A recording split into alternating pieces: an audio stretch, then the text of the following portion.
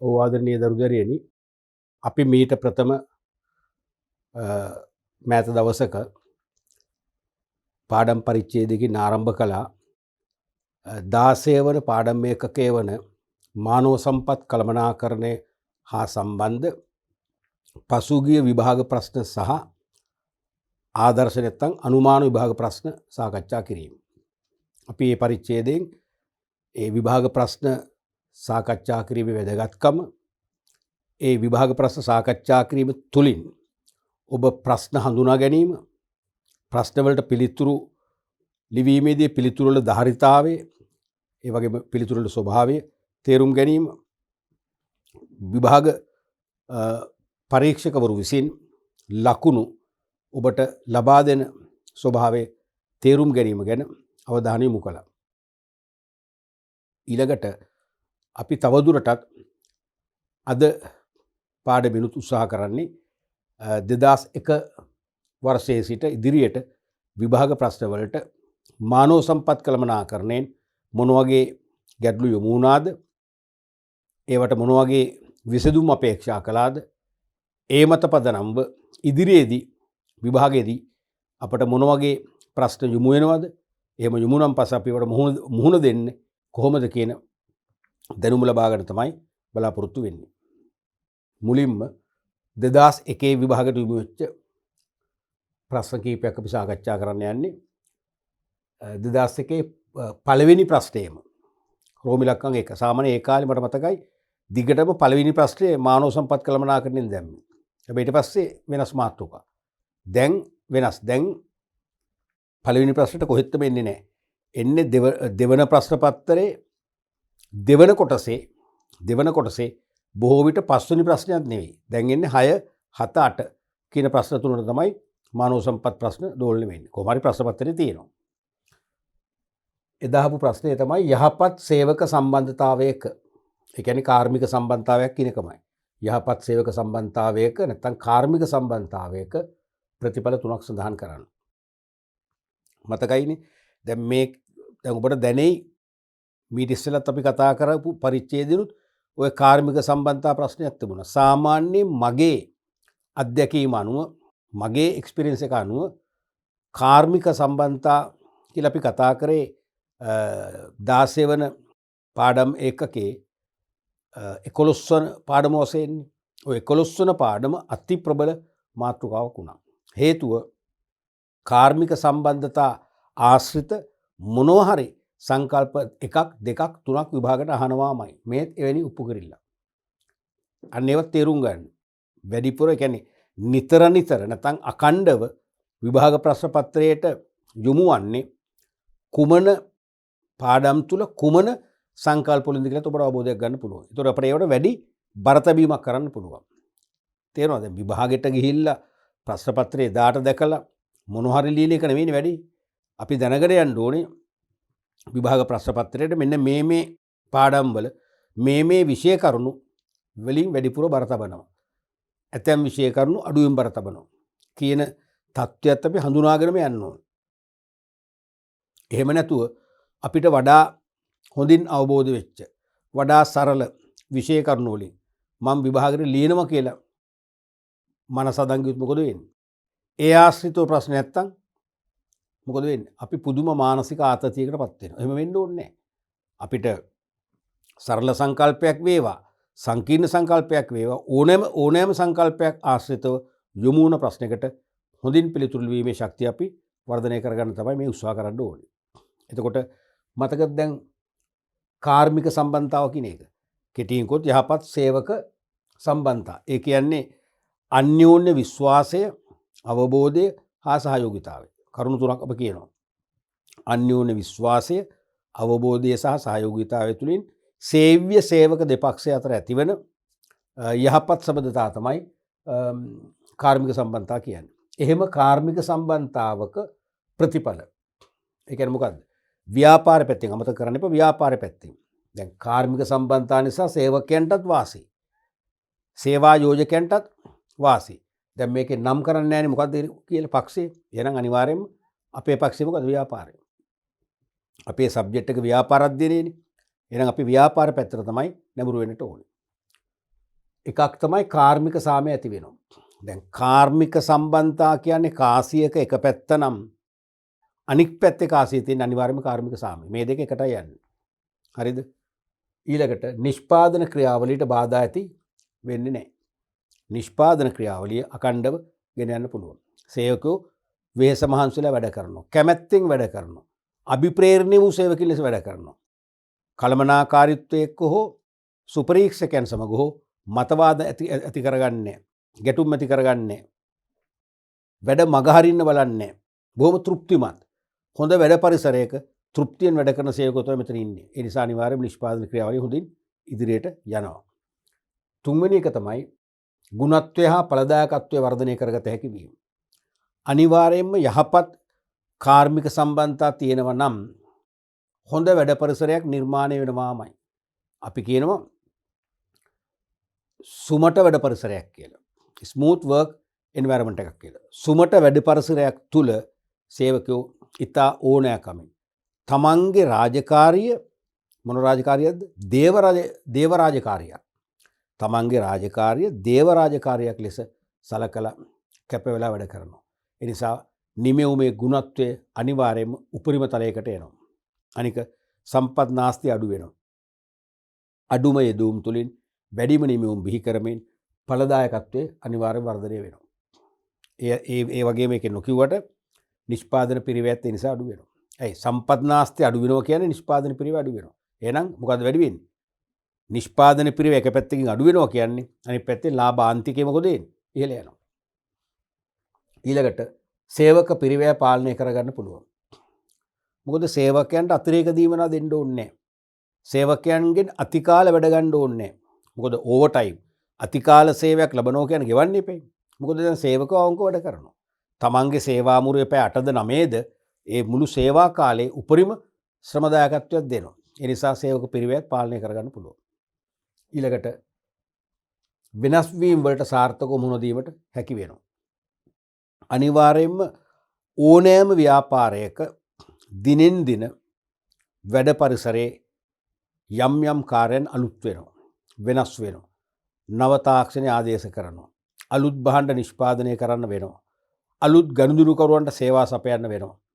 අලුත් ඇනවුම් වලට අවශ්‍ය නවීකරණයන් වෙනස් කිරීම කරන්න වෙනවා. තේරෙනවද? අන්නේ වෙනස් වූකම් වලට සාර්ථකව මුහුණ දෙන්න පුළුවන්. මොකද දැන් සේවක සම්බන්ධතා දුර්වල නම් ඒ වෙනස් වීම වලදී සේවකයෝ මොකද වෙන්නේ? ඒවට එරෙහි වෙනවා, විරෝධය පානවා. කළමනාකාරීත්වය එක්ක මතවාද ඇති කරගන්නවා. ගැටුම් ඇති කරගන්නවා. දැන් මෙතන එහෙම වෙන්නේ නැහැ. ඒ වෙනස් වීම වලට සාර්ථකව ඒගොල්ලෝ ක්‍රියාත්මක වෙනවා. ඒ වෙනස් වීම වලට ඒගොල්ලෝ සාර්ථකව අනුගත වෙනවා. ගැටුමක් නැහැ නිසා. ඊළඟට ආයතන අරමුණු පහසුවෙන් ඉටු කරගන්න පුළුවන්. නැත්නම් ඉලක්ක ව්‍යාපාරයක් දිගුකාලීනව ව්‍යාපාර කටයුතු කිරීමෙන් ලබන්න අපේක්ෂා කරන ප්‍රතිඵල අපි කිව්ව පරමාර්ථ කියලා. කෙටිකල් ප්‍රතිඵල නම් අරමුණු. හරිද? ඉතින් මෙතන අරමුණු විතරයි ගත කමක් නැහැ. එක්කෝ පරමාර්ථ අරමුණු කරන තවත් හොඳයි. පරමාර්ථ අරමුණු. එහෙම නැත්නම් පොදුවේ කියනවා මොකද්ද? ඉලක්ක කියලා. පොදුවේ කියනවා ඉලක්ක කියලා. තේරුණාද? මේ අරමුණු වලට අපිට වඩා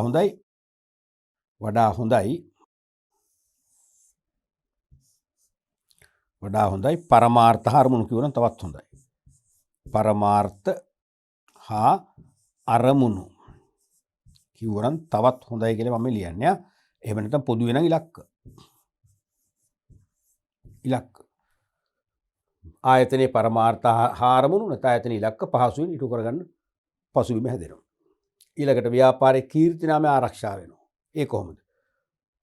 එතකොට කාර්මික සාමයේ තියෙනවා නම් සේවකයන් සේවා යෝජකයන්ට එරෙහිව වෘත්තීය සමිතිවල දායකත්වය අරගෙන කාර්මික ක්‍රියාවන්ට එළඹෙන්නේ නැහැ.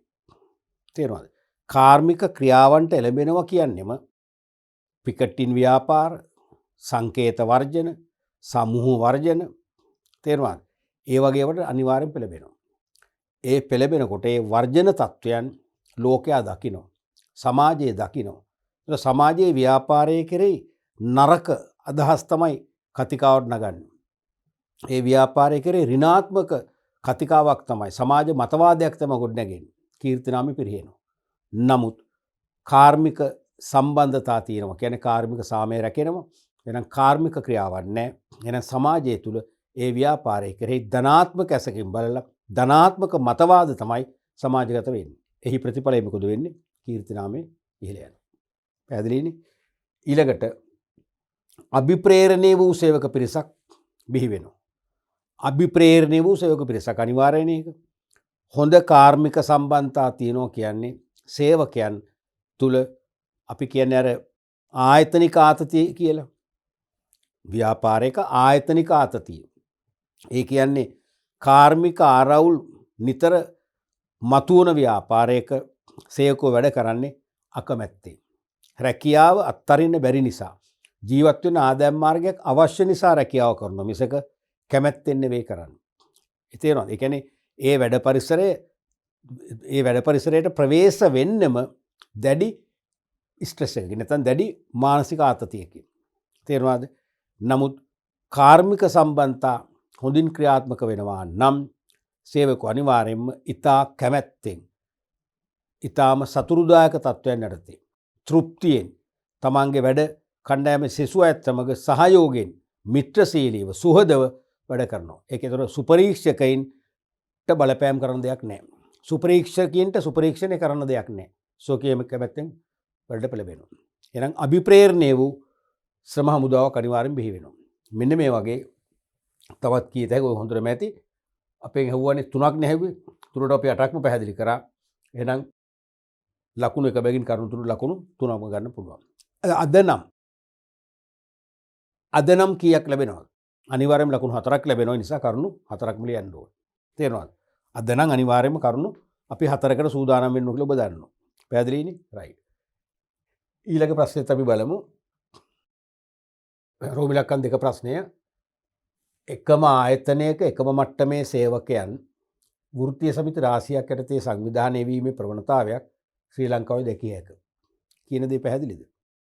එකම ආයතනයක එකම මට්ටමේ සේවකයෝ සමාන තනතුරු වලින් කියලා හිතන්න.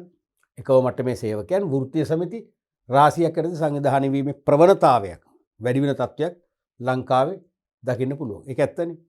මොකද සාමාන්‍ය ලෝක ඕනම රටක වගේ ලංකාවෙත් වෘත්තීය සමිතිය ඇති වෙන්නේ කිසියම් දේශපාලන ප්‍රවාහයක් කරා.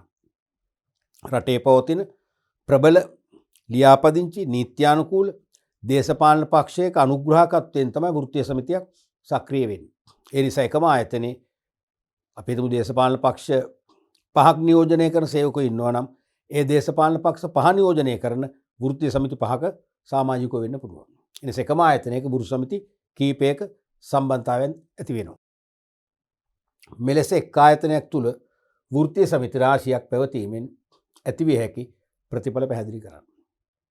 ඒකත් ප්‍රශ්නයක්නේ. එක වෘත්තීය සමිතියක් නම් කමක් නැහැ කියමුකෝ. සමිති කීපයක්ම ක්‍රියාත්මක වෙනවා එකම ආයතනය තුල. ඒකෙන් ඇතිවන ප්‍රතිඵල මොනවද?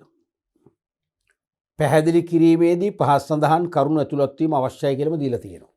පැහැදිලි කිරීමේදී පහත් සඳහන් කරුණු ඇතුළත් වීම අවශ්‍යයි. කරුණු 3ක් ඇතුළත් පිළිතුරට ලකුණු 3යි. ඒ කියන්නේ පැහැදිලි කිරීම අවශ්‍යයි. ඊටාම කෙටියෙන් මතකනේ BS වල මේ ඡේද ගණන් ලියන්නේ නැහැ. වචන 10ක් 12ක් ඒ වගේ පාවිච්චි කරලා කෙටි පැහැදිලි කිරීමක් කරන්න ඕනේ. මෙන්න මේ පොයින්ට් ඇතුළත් වෙන්න ඕනේ. පැහැදිලිනේ? පළවෙනි එක තමයි සාමූහික කේවල් කිරීමේ ශක්තිය අඩු වීම. සාමූහික කේවල් කිරීමේ ශක්තිය අඩු වෙනවා. දැන් සාමූහික කේවල් කිරීම කියන්නේ මොකද්ද?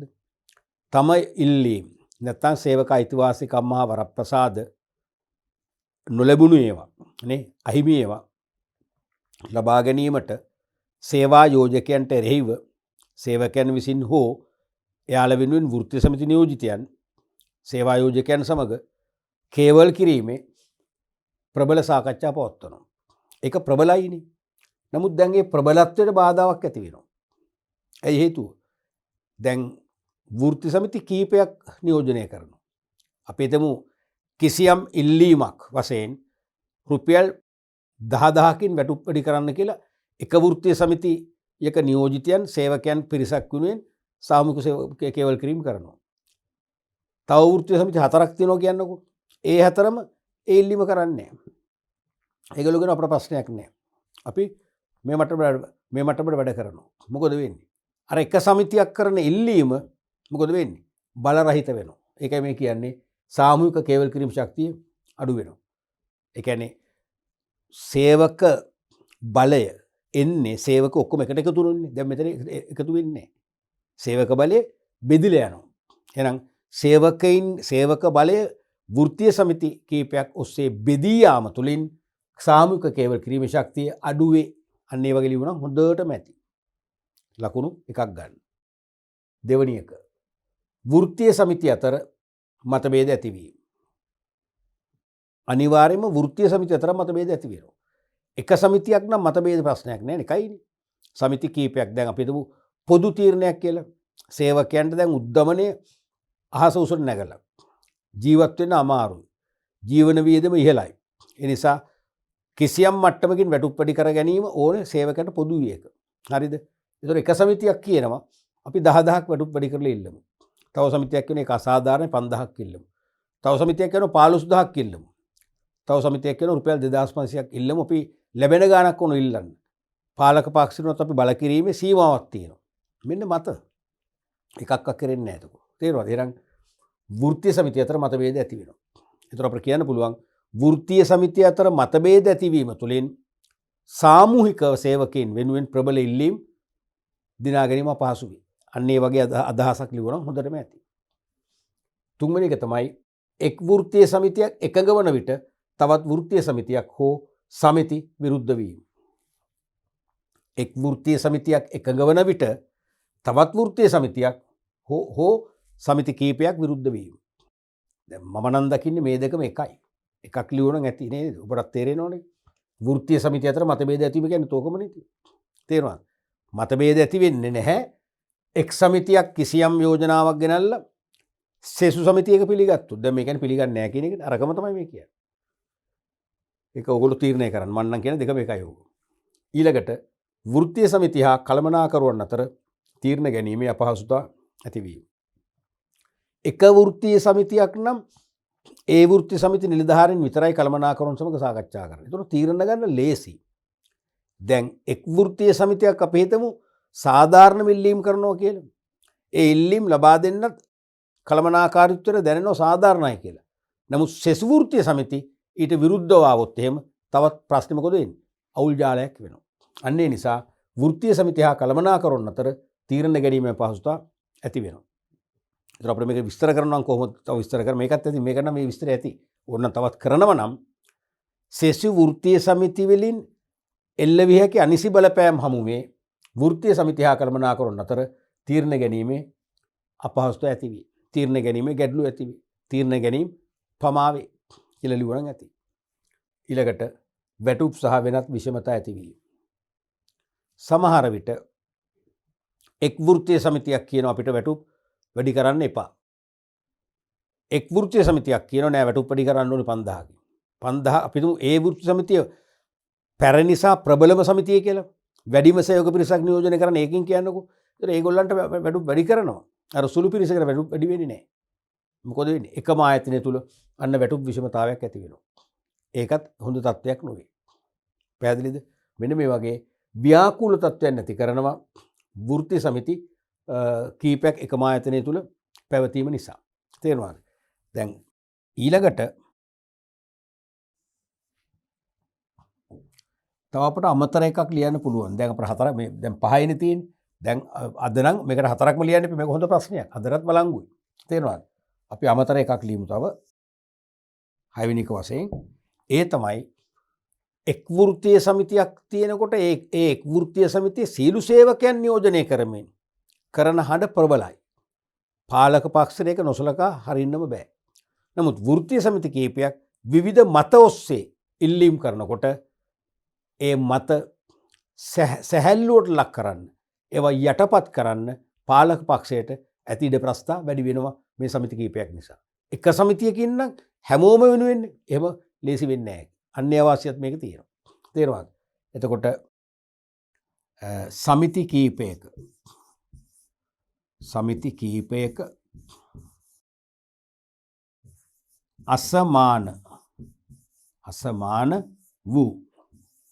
අසමාන වූ ඉල්ලීම්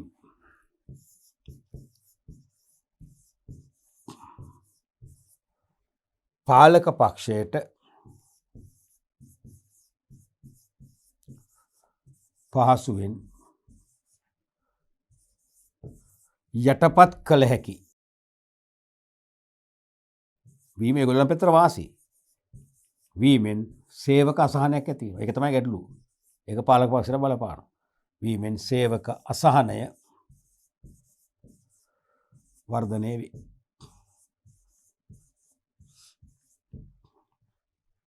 පැහැදිලිනේ? ඒක කරුණු හතරක් මුල් තියාගෙන ලියන්න ඕනේ. හොඳ ප්‍රශ්නයක් ඕක. ඊළඟට ඒ අවුරුද්දෙම 2001ේම 4 වෙනි ප්‍රශ්නේ රෝම ඉලක්කම් 3 වශයෙන් අහපු ප්‍රශ්නය. ශ්‍රී ලංකාවේ සමහර ආයතනවල සේවකයන් අතෘප්තිමත්ය. මෙවැනි තත්ත්වයක් පැවතීම නිසා ආයතනයකට ඇතිවිය හැකි දුර්විපාක කවරේද? කරුණු එකකට ලකුණු එක බැගින් කරුණු 3ට ලකුණු 3යි. අද නම් කීයද? කරුණු එකට ලකුණු එක බැගින් කරුණු 4කට ලකුණු 4ක් කියන එක මතක් කරන්න එපා. අද නම් මේ ලකුණු 4ක් දෙන නිසා කරුණු 4ක්ම ලියන්නට ඕනේ. දැන් මේක හරියනේ. ලංකාවේ සමහර ආයතනවල අපි කියන්නේ බොහෝ ආයතන කියලා. ඇතැම් ව්‍යාපාරවල සේවකයෝ අතෘප්තියෙන් තමයි වැඩ කරන්නේ. මෙවැනි තත්ත්වයක් පැවතීම නිසා ආයතනයකට ඇතිවිය හැකි දුර්විපාක, අහිතකර ප්‍රතිපාක. දැන් මම දන්න එක කම්පැනියක් තියෙනවා, සමාගමක්. රථවාහන ලංකාවේ තියෙන හොඳම රථවාහන අලුත් යදා කිරීම සම්බන්ධයෙන් ප්‍රමුඛතම ආයතනයක්. ඒ ආයතනයේ ඉන්නවා ඇතැම් සේවකයෝ ඇතැම් තනතුරු වල. ඉතින් මමත් එක්ක සුවදව කතා කරනවා. ඒගොල්ලෝ ඉන්න අකමැත්තෙන්, අතෘප්තියෙන්. තෘප්තිමත් නැහැ. ඒ කතා වෙන දේම් පේනවා ඒගොල්ලෝ සමහරට ඒගොල්ලෝ ආයතන ඉවත් වෙලා එහා සමාන ආයතනයක් කුඩාවට ආරම්භ කරන්න බලාපොරොත්තු තියෙනවා. රට රැකියාවකට යෑම බලාපොරොත්තු තියෙනවා. ඉක්මනින් මෙතනින් පැන ගන්න ඕන කියන මානසිකත්වයේ ඉන්නවා. ඒ කියන්නේ අතෘප්තිවත්. එහෙනම් මොනවද ඇති වෙන දුර්විපාක? පළවෙනි එක තමයි ශ්‍රම පරිවැටුම වැඩි වීම. දැන් මම කිව්වෙත් ඒක තමයි. දැන් ඒගොල්ලෝ කියනවා අපි ඉක්මනට රටකට පැන ගන්න තමයි හදන්නේ. ඉක්මනින්ම මෙතනින් ඉවත් වෙන්න ඕනේ. ඉක්මනින්ම අපේම කියලා තැනක් අපි ආරම්භ කරන්න ඕනේ. මොකද්ද? ශ්‍රම පරිවැටුම. නැත්නම් සේවකෙන් ඉවත් වීම ඉහළ යනවා. එහෙනම් සේවකෝ ඉවත් වෙන සම්භාවිතාවය ඉහළ යනවා. ඒක ඊටාම නරකයිනේ. ඉවත් වෙනකොට ආයතනයේ මෙහෙයුම් කටයුතු අක්‍රිය වෙනවා. ශනිකව අඩපණ වෙනවා. ඒ අඩුව පුරවන නවක සේවකයන් බඳව ගන්න වෙනවා. ඒ සදා ඉහළ වැටුප් ගෙවන්න වෙනවා. බඳවා ගැනීම අතිරේක පිරිවැයක් දරන්න වෙනවා. ප්‍රශ්න වෙලක් ඇති වෙනවා. පළවෙනි එක. දෙවෙනි එක තමයි සේවකයන් වැඩට නොපැමිණීමේ අනුපාතය වැඩි වීම. නැත්නම් සේවක ප්‍රවාසිතාවයේ ඉහළ යාම. දැන් සේවකයෝ අතෘප්තියෙන් නම් වැඩ කරන්නේ. ඒ අතෘප්තිය විවිධ හේතු නිසා. එක්කෝ වැඩ පරිසරය කෙරෙහි තියෙන අකමැත්ත. මනා වාතාශ්‍රය නැහැ, මනා ආලෝකය නැහැ, වැස්සට තෙමෙනවා, වහල හිල් වෙලා, සීලින් කැඩිලා, ඒ වගේම හොඳ විවේකාගාරයක් නැහැ, විවේකාගාරයේ වතුර නැහැ, වොෂ්රූම් දෙකයි තියෙන්නේ, සේවකෝ 70ක් විතර පාවිච්චි කරන මේ දෙක, විවේක කාලට පොලිමේ ඉන්න ඕනේ. තේරෙනවද? ඒව හරියට පිරිසිදු කරන සේවකයන් අකණ්ඩව දිනපතාවල පිරිසිදු කරන්නේ නිතරම තියෙන අකමැත්ත. එහෙම නැත්නම් ඒ ඔක්කොම අපි හිතමු ධනාත්මකයි කියලා. ඒ ඔක්කොම හොඳයි. හොඳ වුණාට ආයතනයේ කළමනාකරුවෝ විශේෂයෙන්ම සුපරීක්ෂකවරු බොහොම තද සුපරීක්ෂණයක්, තදින් සුපරීක්ෂණය කරනවා. දැඩි කළමනාකරන ප්‍රතිපත්ති අනුගමනය කරනවා. ඒ නිසා මේ ආයතන වැඩ කරන්න කැමැති. එහෙම නැත්නම් ඒගොල්ලොත් අපි හිතමු හොඳයි කියලා, ධනාත්මකයි කියලා. නමුත් ආයතනයේ වැඩ කරන සේවකයෝ එක එක කල්චර් වලින් ආපු, එක එක සංස්කෘතික පසුබිමකින් පැවතෙන අය එකිනෙකා අතර පොදු එකගත්වයක් නැහැ. අවබෝධයක් නැහැ. එකිනෙකා දිහා බලන සැකෙන්. නිතරම එකිනෙකා අතර මතවාද, ගැටුම්. තේරෙනවද? සමහරට අපි වැඩ කරත් වැරදි, නොකරත් වැරදි. සමහරට සේවකයන්ට විරුද්ධව තවත් සේවකයන් ගිහිල්ලා කළමනාකාරීත්වයට කේලම් කියනවා. ඒකෙන් විවිධ අර්බුද ඇති වෙනවා. මෙන්න මෙවැනි තත්වයක් යටතේ සේවක මොකද වෙන්නේ? වැඩ කරන්නේ අකපැත්තේ. විශේෂයෙන්ම සේවකයින් අතර වසූදත්වයේ තියෙන ඉපේ. මැනේජ්මන්ට් එක පැත්තකට දැම්මත් එකම වැඩබිමේ එකම අංශයේ වැඩ කරන සේවකයන් අතර සූදත්වයක් තියෙනවා. පොදුවේ යම් එක තීරණයකට එන්න හැකියාව ලැබෙන්න ඕනේ. එහෙම නැත්නම් ඒ සේවකයන්ට සෙසු සේවකයන් නිසා මොකද වෙන්නේ? කලකිරීමක් ඇති වෙනවා. එහෙනම් අතෘප්තියෙන් වැඩ කරන්නේ. තේරුණාද? මෙන්න මේ නිසා සේවයට මොකද වෙන්නේ? පුළුවන් තරම් සේවකයන් වැඩට නොපැමිණීමේ සම්භාවිතාව ඉහළ යනවා. පැමිණියත් තමන්ගේ වැඩ රාජකාරි වලින් බැහැරව ඉන්න. අපි කියන්නේ අයිස් ගහනවා කියලා. බැහැරව ඉන්න තමයි බලන්න. මොකක්ද ඒ කියන්නේ? සේවක ප්‍රවාසිතාවය. personal absenteeism කියන එක. නැත්නම් employee absenteeism කියන එක. සේවක ප්‍රවාසිතාවය ඉහළ යනවා. ඒකත් නරක දෙයක් නේ. ඒකෙන් වෙන්නේ මොකද්ද? සේවක ප්‍රවාසිතාවේ ප්‍රතිඵලය මොකද්ද? සේවකයන්ගෙන් නියමිත කාල සීමාවක් සේවය ලැබෙන්න ඕනේ. ඒ සේවය ලැබෙන්න ඕන කාල සීමාව මොකද වෙන්නේ? අඩු වෙනවා. ඒවත් සේවය අහිමි වෙන කාලේ පුළුල් වෙනවා. මොකද වෙන්නේ? අසාර්ථකයි එතකොට. නිෂ්පාදනය අඩාල වෙනවා. අවශ්‍ය නිෂ්පාදන ඉලක්ක වලට යන්න බැරි වෙනවා. ඇනෝම් ඉෂ්ට කරන්න බැරි වෙනවා. ගැනුම්කරුවෝ කලකිරෙනවා. ඒගොල්ලෝ අපිව හැර යනවා. අපේ වෙළඳපොළ කොටස පටු වෙනවා. ලාභ අඩු වෙනවා. තරඟයට මුහුණ දෙන්න බැරි වෙනවා. ප්‍රවර්ධනය සීමා කරන්න වෙනවා. කීර්තිනාමය පිරිහෙනවා. මොකද වෙන්නේ? එන්නම ව්‍යාපාරය අසාර්ථකත්වයේ ගමන් මගට තමයි මේ නිසා වැටෙන්නේ. තුන්වෙනි එක තමයි සේවකයන් හා කළමනාකරුවන් අතර නිතර ගැටුම් ඇතිවීම.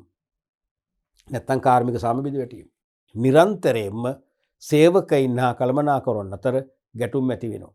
මේ නිසා මේ සේවකයින් හා කළමනාකරුවන් අතර පොදුවේ සේවාදායකයන් හා සේවා යෝජකයන් අතර තිබිය යුතු කාර්මික සාමය අහිමි වෙලා යනවා. ඕනම සාර්ථක ව්‍යාපාරයක් ප්‍රාර්ථනා කරන්නේ ඒ ව්‍යාපාරය තුල කාර්මික සාමය පවත්වාගෙන යාම. මේ නිසා කාර්මික සාමය බිඳ වැටෙනවා.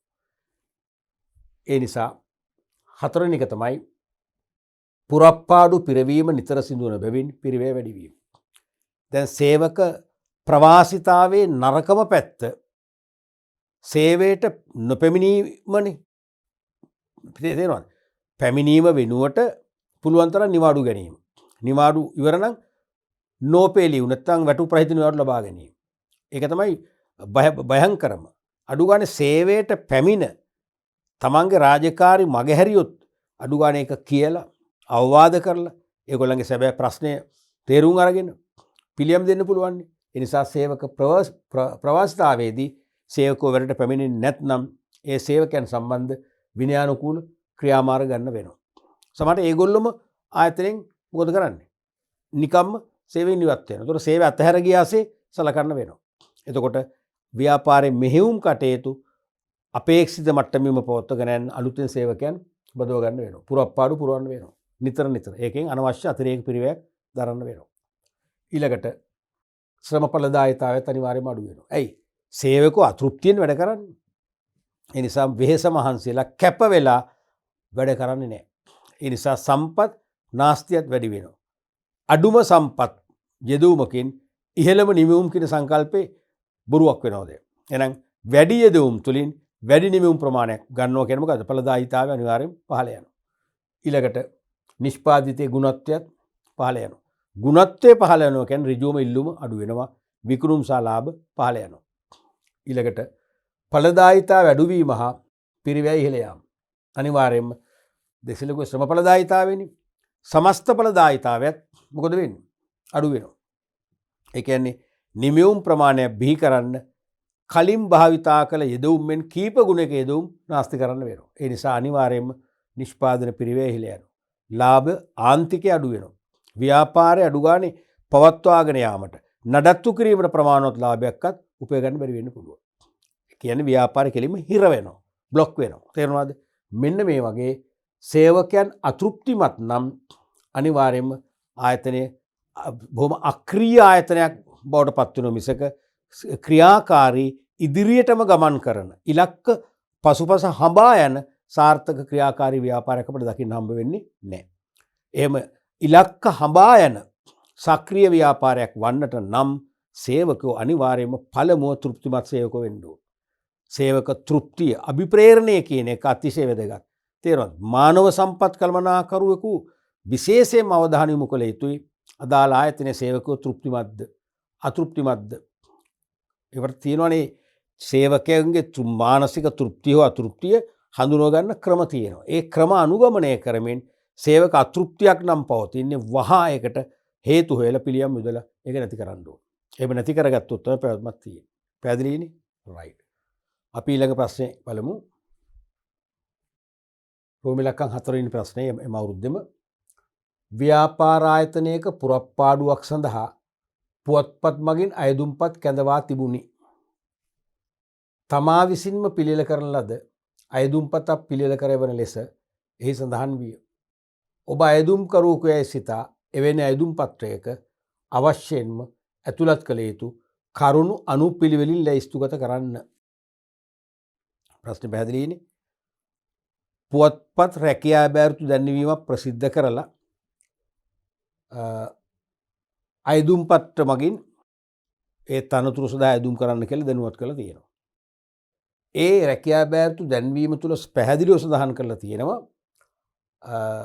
තමා විසින්ම, ඒ කියන්නේ අයදුම්කරුවන් විසින්ම පිළියෙල කරන ලද අයදුම්පතක් මගින් අයදුම් කළ යුතු බව.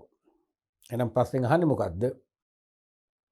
එවැනි අයදුම් පත්‍රයක අවශ්‍යයෙන්ම ඇතුළත් කළ යුතු කරුණු අනුපිළිවෙලින් ලැයිස්තුගත කරන්න. පිළිගත හැකි අනුපිළිවෙලකට සඳහන් වූ කරුණු 6කට ලකුණු භාගය බැගින් ලකුණු 3ක්. අද නම් කීයද? 8ක් අහනවා. අද නම් කරුණු 8කට ලකුණු භාගය බැගින් 4යි. දැන් මේක ඉතින් පිළිවෙල කියන්නේ මෙහෙමයි.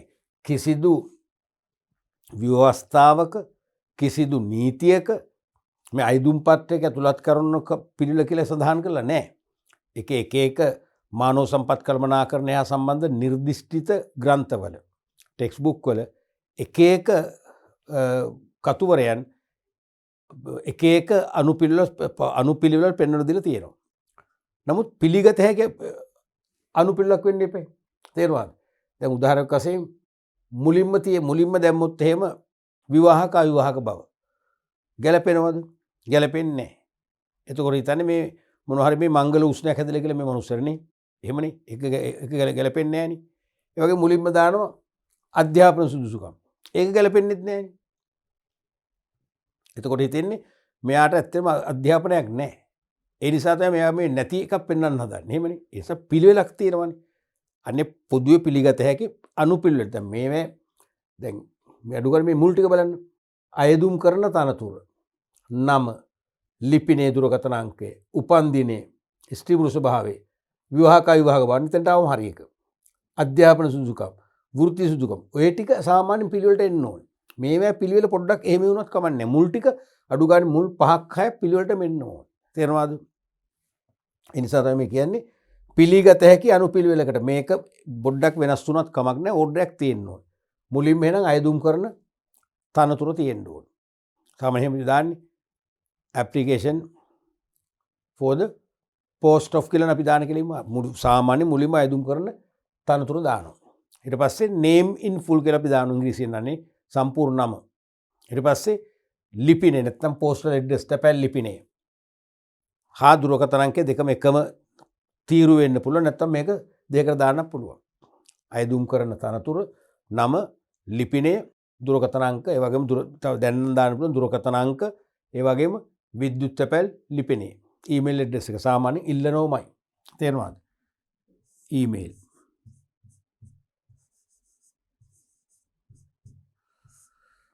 ඊමේල්. ඊට පස්සේ date of birth and age දෙක එකට යන්නේ. උපන්දිනය සහ වයස. දානවා. ඊට පස්සේ ස්ත්‍රී පුරුෂ භාවය. ඊට පස්සේ විවාහක අවිවාහක බව.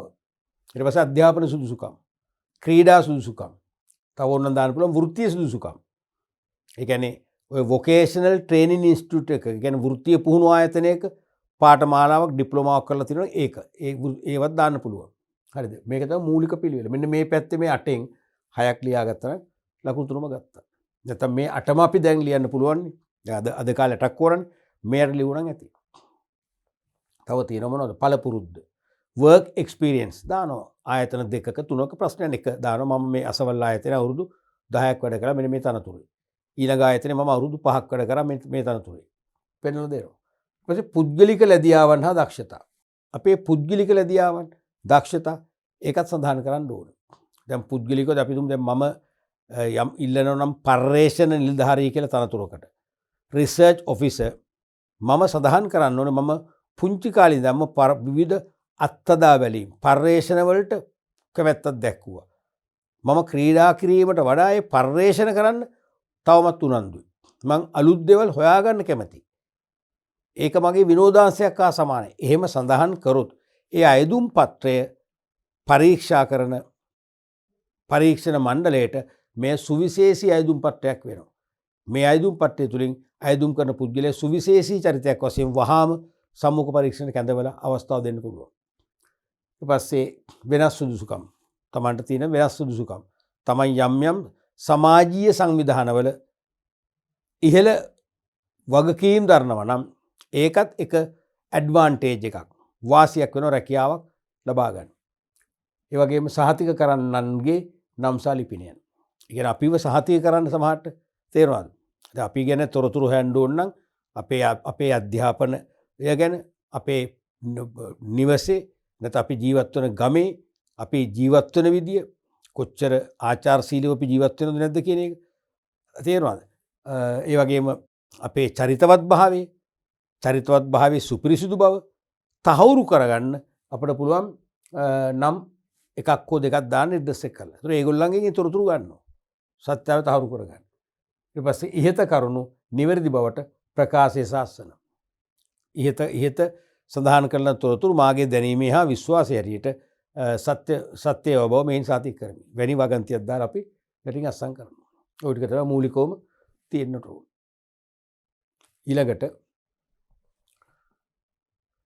ඊළඟ ප්‍රශ්නය. රෝමිලක්කම් 5 ප්‍රශ්නේ කෙටි සටහන් ලියන්න. අයන්න ආර්ථික ඇණවුම් ප්‍රමාණය EOQ ඉකොනොමික් කෝඩ් quantity. අනික අනුස්ථාපන ඉන්ඩක්ෂන් නැත්නම් ඔරියන්ටේෂන්. අනික රැකියා පිරිවිතරේ ජොබ් ස්පෙසිෆිකේෂන්. පිළිතුරු නම් මේක දී නැහැ, අපි කෙටියෙන් උන ලියමු. අයන්න දැන් මේකෙදි ආර්ථික ඇණවුම් ප්‍රමාණය විතරයි මානව සම්පත් කළමනාකරණයෙන් පිටස්තර හෙව්වේ. එහෙමත් ඉතින් අහනවා තේරෙනවා මිශ්‍ර කරලා හයිබ්‍රිඩ් කරලා අහන ප්‍රශ්න. තේරෙනවද? සමහරට එකම ප්‍රශ්නේ රෝමිලක්කම් 2 අයන්න මෙහෙයුම් කළමනාකරණයේ ප්‍රශ්නයක්, ආයන්න මානව සම්පත් කළමනාකරණයේ ප්‍රශ්නයක්. එහෙම එන්න පුළුවන්. වරින් වර එහෙම වෙලා මේ එක උදාහරණයක්. ආර්ථික ඇණවුම් ප්‍රමාණය අපි ඉගෙන ගත්තේ මෙහෙයුම් කළමනාකරණයේදී. මතකනේ? මොකද්ද මේ EOQ කියන්නේ? ඉකොනොමික් කෝඩ් ක්වොන්ටිටි. ආර්ථික ඇණවුම් ප්‍රමාණය කියන්නේ මොකද්ද? එක්වරකට ඇණවුම් කළ යුතුයි තීරණය කළ යුතු ප්‍රමාණය. නැත්තම් තොග සම්බන්ධ පිරිවැය අවම කර ගැනීමට හැකිවන පරිදි එක්වරකට ඇණවුම් කළ යුතු බවට තීරණය කර ඇති ප්‍රශස්තම ඒකක ප්‍රමාණය. අඩුත් නැති වැඩිත් නැති ඒකක ප්‍රමාණය තමයි ආර්ථික ඇණවුම් ප්‍රමාණය කියන්නේ. ආර්ථික ඇණවුම් ප්‍රමාණයේ වරකට ඒකක 5000ක් නම් 5000ට වඩා අඩුවෙන් ඇණවුම් කරොත් කීප වරයක් ගෙන්න ගන්න වෙනවා, පිරිවැය ඉහළ යනවා. 5000ට වඩා වැඩියෙන් ඇණවුම් කළොත් තොග ගබඩා කිරීමේ ප්‍රශ්න ඇති වෙනවා. තොග වංචා ඉහළ යාවි, නැශ්‍ය වීම යල්පැනීම වැඩි වේවි, පාඩු ඇති වෙනවා. ඒ නිසා එකවරකට ගෙන්වන ප්‍රශස්ත තොග ප්‍රමාණය තයි ඒක ප්‍රමාණය කියන්නේ තොග ඌනතා හෝ අතිරික්තතා මතු නොවන ප්‍රමාණය. ඒක තමයි ආර්ථික ඇණවුම් ප්‍රමාණය කියන්නේ. එහෙනම් තොග පිරිවැය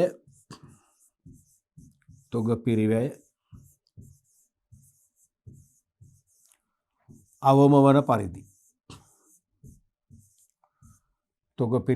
පරිදි එක් වරකට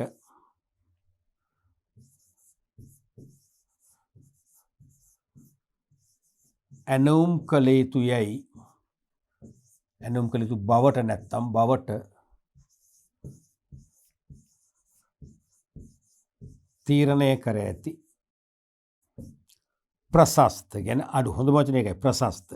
අඩුත් නැති වැඩිත් නැති ප්‍රශස්ත තොග ඒකක ප්‍රමාණය.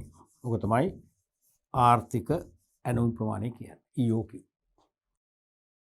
ඊළඟට ආයන්න අනුස්ථාපන ඉන්ඩක්ෂන්. අනුස්ථාපන දන්නවනේ?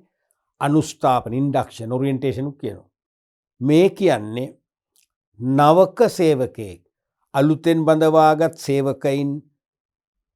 සේවකයින්ට ආයතනය, ඒ වගේම තමන්ගේ රැකියාව, ඒ වගේම වැඩ කණ්ඩෑම ඉක්මනින් හුරු පුරුදු තත්ත්වයට පත් කිරීමට අනුගමනය කරන ක්‍රියාමාර්ග සමූහයක් තමයි අනුස්ථාපනය කියන්නේ.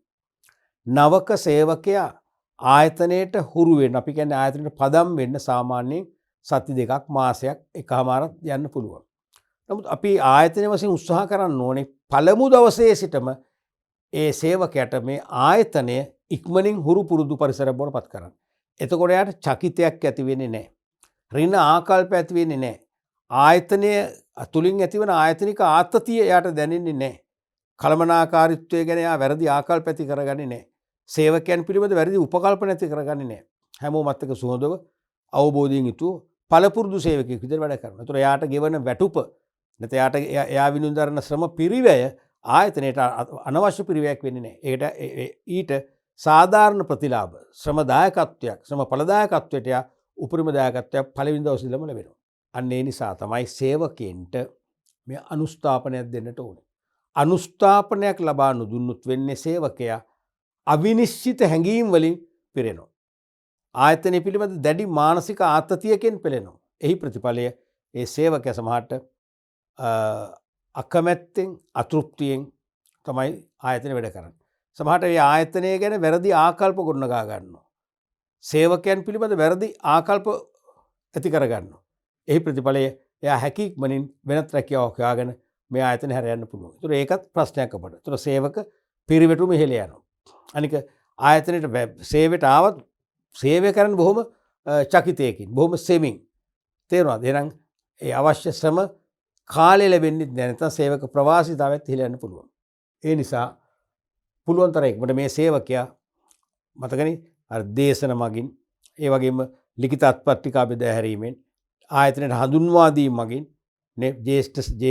ජ්‍යෙෂ්ඨ සේවකයෙක් විසින් සමස්ත ආයතනයට මෙයාව හඳුන්වා දෙන්න ඕන. තේරෙනවද? ආයතන ලැබෙන පහසුකම් ගැන දැනුවත් කිරීමෙන් පුළුවන් අනුස්ථාපනය කරන්න. එබනම් නවක සේවකීන් නැත්නම් නවකයින් කියලා නම් කිටින් නවකයින් ආයතනයට හා රැකියාවට ගදාන්නේ ඇති. සමස්තයක් වශයෙන් ආයතනයට හා රැකියාවට ඉක්මනින්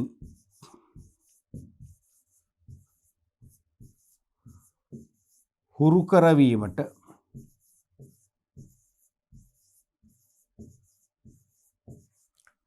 අනුගමනය කරන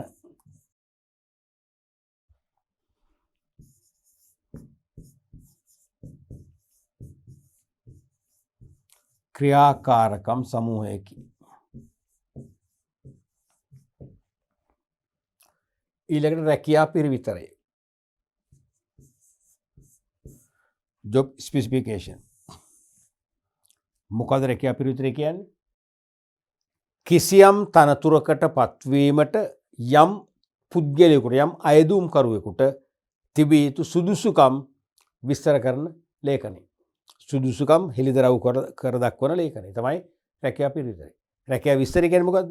තනතුරට පත්වන කෙනාට රැකියාවට අදාළ ඉටු කරන්න සිදුවන කාර්ය සහ කාර්යභාරයන් පිළිබඳව විස්තර කරන ලේඛනය. තේරුණාද? එතකොට රැකියා පිරිවිතරෙන් බලන්නේ යම් තනතුරකට පත්වන නවකයාට ඒ තනතුරට පත්වීමට මොන වගේ සුදුසුකම් අවශ්‍යද කියලා හෙළිදරව් කරන්නේ රැකියා පිරිවිතරේ. එහෙනම් තනතුරකට පත්වීමට අපේක්ෂිත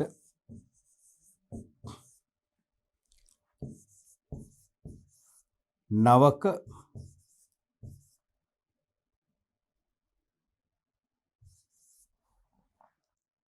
තනතුරකට පත්වීම අවශ්‍ය නවක සේවකයෙකු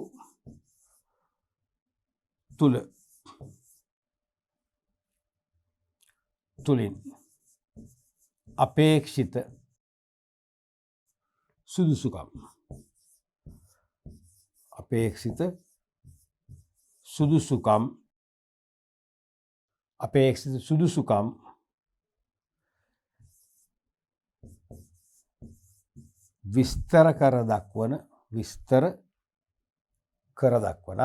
විස්තර කර දක්වන ලේඛනය.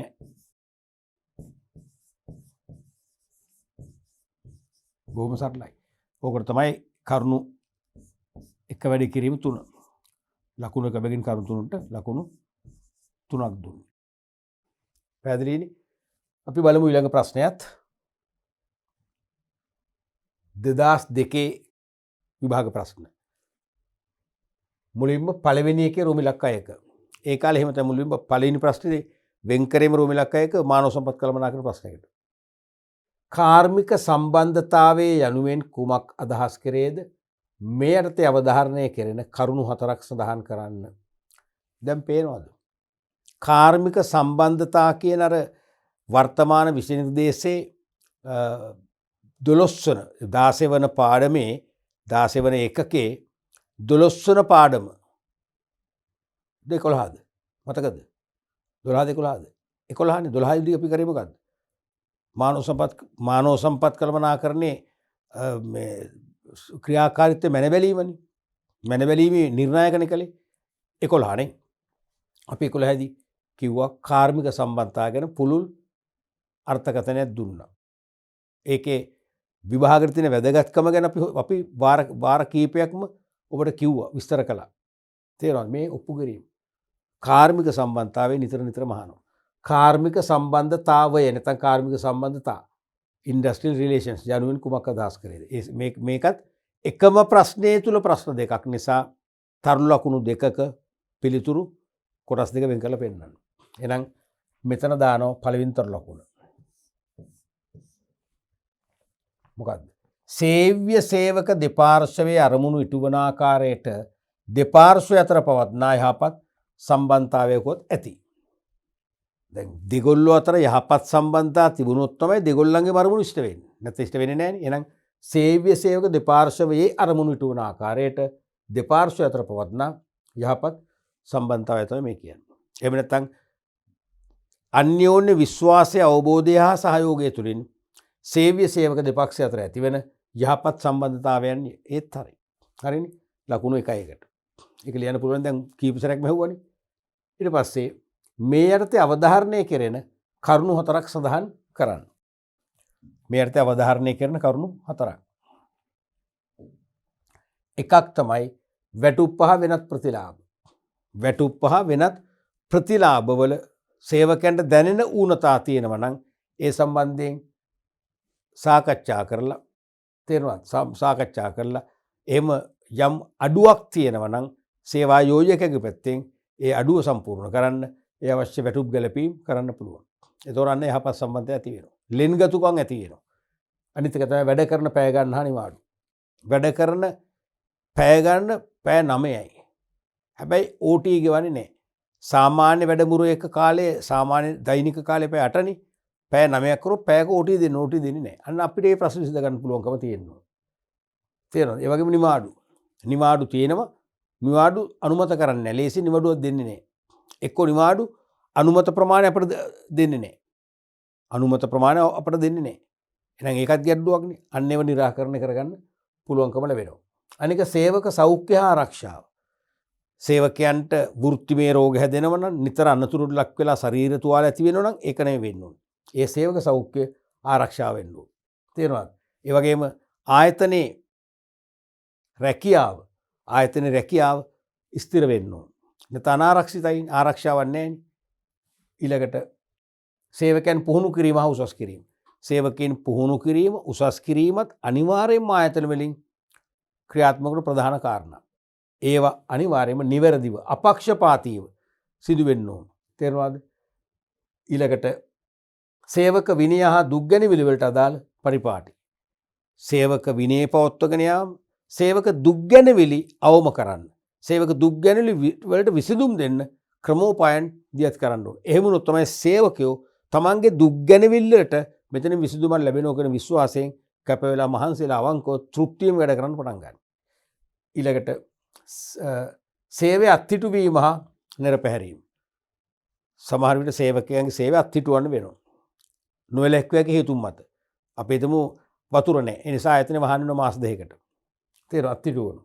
එහෙම නැත්නම් වසංගත රෝගී තත්ත්වයක් ඇති වුණා. බෝවෙන් රෝගී තත්ත්වයක් පහුගිය කාලේ වැහුවේ කොවිඩ් නිසා. එහෙනම් ආයතනේ සේවකයන්ට අත්හිටුවන. සේවකයන්ට කියන ආයතනේ තියෙනවා. හැබැයි අපි වැඩ කරන්නේ මේ දැන් කරපු නිෂ්පාදිත ටික බෙදහැරීම විතරයි කරන්නේ. හරිද? ඒ වගේ අත්හිටුවන. එහෙම නැත්නම් කෙලින්ම විනයානුකූල වරදක් කරලා තියෙනවා නම් සේවයෙන් නිරපාරිනවා. ඊළඟට සේවක අනාගත සුරක්ෂිත භාවයේ තහවුරු කරන්නත් ඕනේ. මෙන්න මේ වගේ කරුණු කරේ තමයි මේ කාර්මික සම්බන්ධතාවලදී අවධානය යොමු කරන්නේ.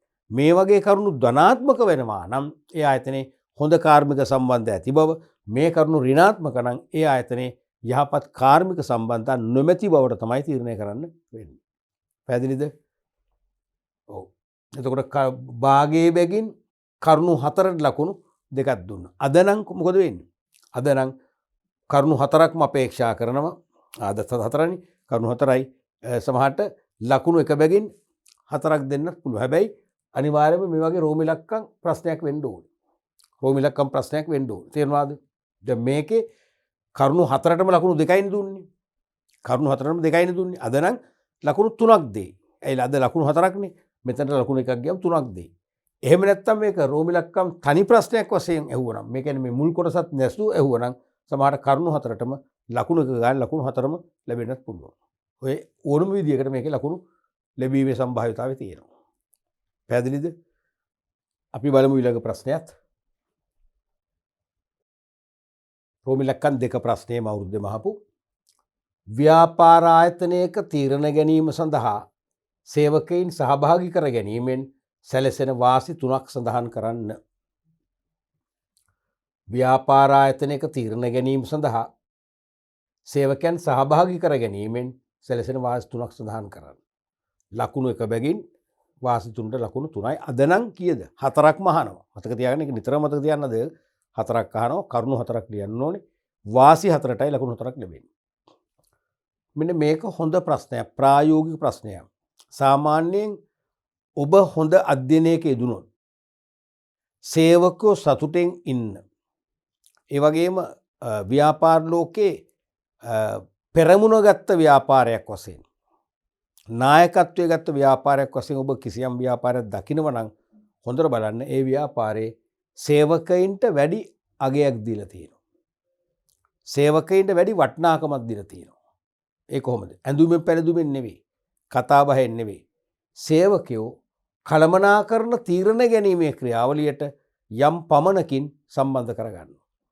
යම් පමණකින් සම්බන්ධ කරගන්නවා. එහි ප්‍රතිඵලය වෙන්නේ මොකද්ද? සේවකයෝ තෘප්තිමත් වෙනවා. සේවකයෝ උනන්දුවෙන් වැඩ කරනවා. කැප වෙලා වැඩ කරනවා. ආයතනයේ පක්ෂපාතී බව හිල යනවා. ආයතනයේ හැර යාමේ සම්භාවිතාවයවත් සේවක පිරිවැටුම පහළ යනවා. සේවක ප්‍රවාසීතාවයේ අනිවාර්යයෙන්ම පහළ යනවා. තේරුණාද? සේවා යෝජකයන්ට එරෙහිව සේවකයන් විසින් ගන්නා කාර්මික ක්‍රියාවන්, වැඩ වර්ජන වගේ කාර්මික ක්‍රියාවන් මොකද වෙන්නේ? අඩු වෙනවා. තේරුණාද? ඔය වගේ වාසිදායක තත්ත්වයන් මාලාවක් ඇති වෙනවා. ඒ නිසා විධිමත් ව්‍යාපාරයක්, වඩා දියුණු තත්ත්වයට ළඟා වූ ව්‍යාපාරයක් නම් හොඳට හොයලා බලන්න සේවකෝ හරීම සතුටෙන් සැහැල්ලුවෙන් වැඩ කරනවා. ඒ කියන්නේ මේ සේවකයන්ට වටිනාකමක් නැත්නම් සේවකයන්ට අගයක් කළමනාකාරීත්වයේ හෝ හිමිකරුවන් විසින් ලබා දීලා තියෙනවා. ඒ මොකද සේවකයෝත් එකම කළමනාකරන මණ්ඩලයක් තුල, එකම ටේබල් එකක් තුල මොකද කරන්නේ? කළමනාකරුත් එක්ක හරියට සාකච්ඡා කර කර තීරණ ගන්න, යම් යම් තමන්ගේ අදහස් ඉදිරිපත් කරනවා. තමන් දකින වරද තමන් පෙන්වලා දෙනවා. තේරුණාද? මේ නිසා ඒ සේවකයන්ට හිතෙනවා අපිට පුදුම පිළිගැනීමක් තියෙන. අපිට පුදුම වැලියු එකක් තියෙන මේ ආයතනේ. අපේ තීරණ, අපේ යෝජනා තමයි කළමනාකරුන් තීරණ වෙන්නේ. තේරුණාද?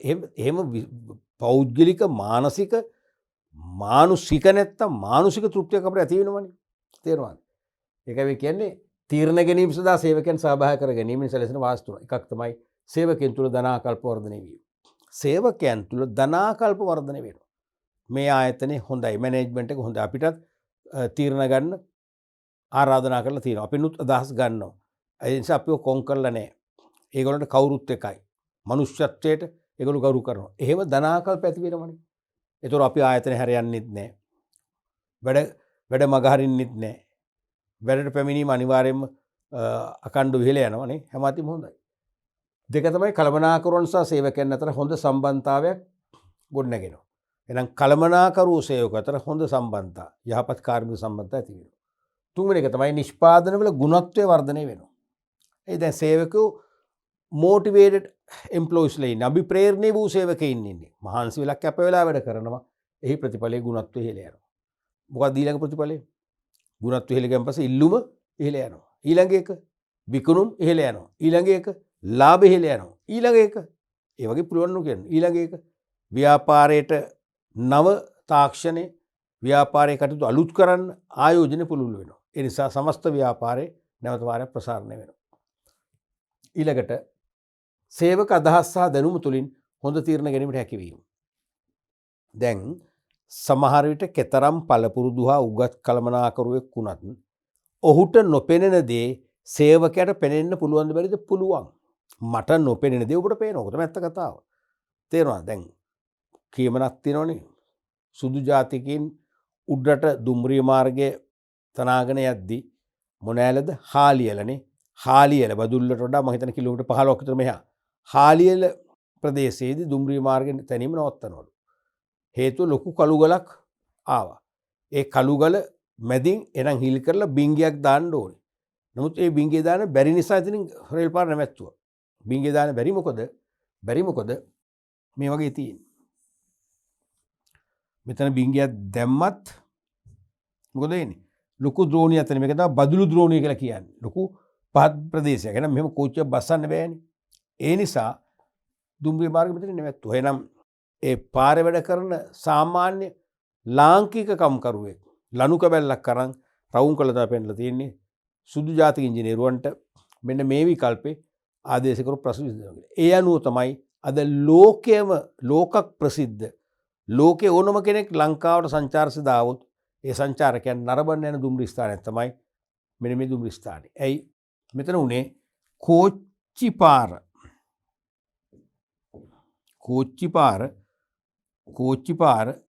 මොකද කරේ? ස්ටේෂන් එක යටින් රවුමක් කරකැවෙන විදියට හැදුවා. හැදීමෙන් අර ප්‍රශ්න විසඳුමක් ගත්තා. අර යා කිව්ව කොහොමද මේ කෝච්චි පාර මෙහෙමනම් මෙන්න මේ වගේ යන්න කියලා. මම මෙතන කඩේට පෙන්නන්න ඇතුලෙන් යනවා කියලා පෙන්නන්න. ඔහොම ගිහිල්ලා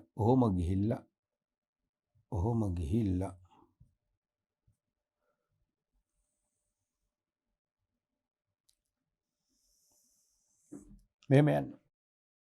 දැන් මොකද උනේ? මෙන්න මෙතන කෝච්චියක් තියෙනවා කොළඹට යන. බදුල්ලට යන. බදුල්ලට යන. මේ කෝච්චිය සාමාන්‍යයෙන් මෙහි උදේ යන එක හවස 5:00 වගේ වෙනකොට තමයි කියන්නේ හැන්දෑවේ කළුවර වැටෙද්දි. කෝච්චියේ විදුලි පහන් දැල් වෙන මොහොතේ තමයි මෙතන ස්ටේෂන් නවත්තන්නේ. බදුල්ල සිට කොළඹ යන නයිට් මේල් කෝච්චිය එනවා මෙහෙන්. ඒ කෝච්චිය මෙහෙන් ඉඳන් එන්නේ. කොළඹ යන කෝච්චිය.